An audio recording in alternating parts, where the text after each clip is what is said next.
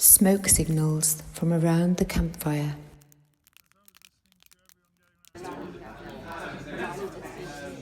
History was made today, when the first People's Assembly was staged in the Houses of Parliament, convened by Extinction Rebellion.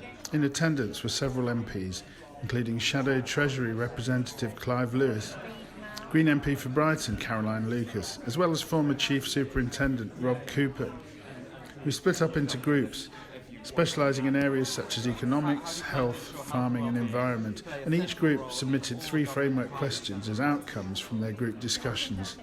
Watch this space as to where we go next. We just want to talk to you about the Home Office and its connections with climate breakdown.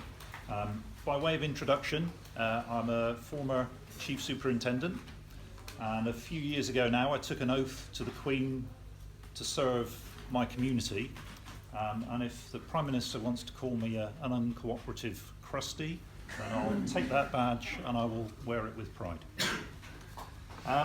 Okay, so,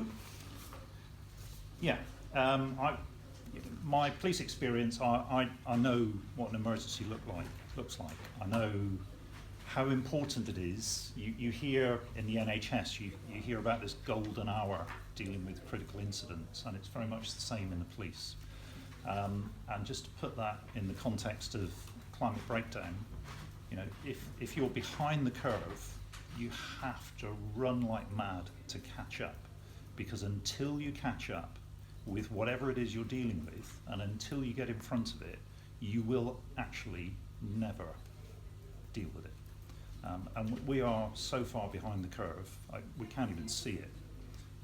So that's the context that we're operating in.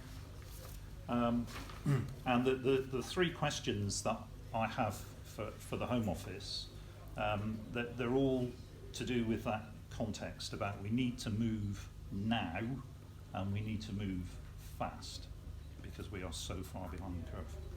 And the 3 questions I have, and I'm going to unpack them in a moment, but do you know what the future holds? It's a simple question. Yeah? If you're planning for the future, and you've got you're making bids for budgets and all this kind of thing, then you need to have an idea of what you're going to face.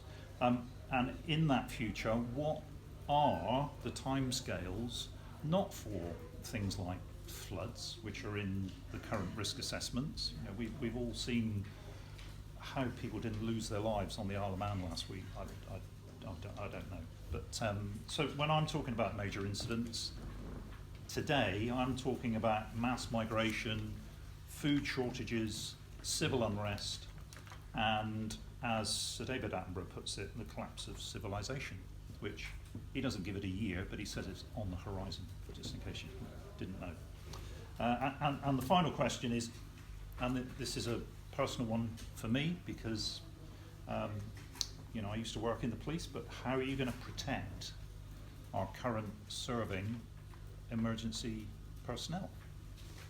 Whaley Bridge, the police officers and other emergency services walked into a town which was underneath a dam that could have collapsed at any moment to evacuate the residents of that town. And that's 2019. You imagine what it's going to be like in 2050. So the Home Office has got some serious thinking to do. So it is all about planning, okay? And because that planning will have an effect on operational policing. And to answer those 3 questions that I've just articulated, the Home Office needs to know where it's going to get its information from. And currently, the National Risk Assessment and the Climate Change Risk Assessment, these are actually 2 different documents, I'm not quite sure why, but they're both reviewed every 5 years. Well, in 11 years' time, if you achieve what the IPCC wants us to achieve, then we will have reduced our carbon emissions by nearly half in 11 years. And that's just 2 cycles of a risk register. It's ridiculous. Once every 5 years. It's just not good enough. And the horizons, they only go out 5 years. So again, it's not in terms of critical incidents, it's not doing the right sort of thing. We already know, people have already described London in 2050 being as hot as Barcelona. So there are police officers out there today that will be serving in 2050, and they will be dealing with that kind of thing, and of course around the country. So the information, where we get it from, is critical, and I'd like to know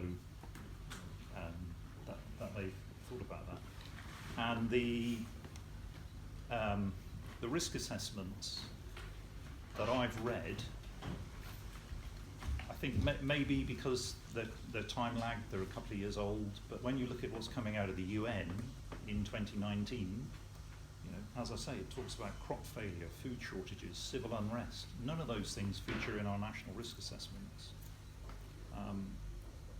So the Home Office, you need to think about how you're going to maintain a policing by consent model when you're asking police officers to stand between a parent and the food for their children.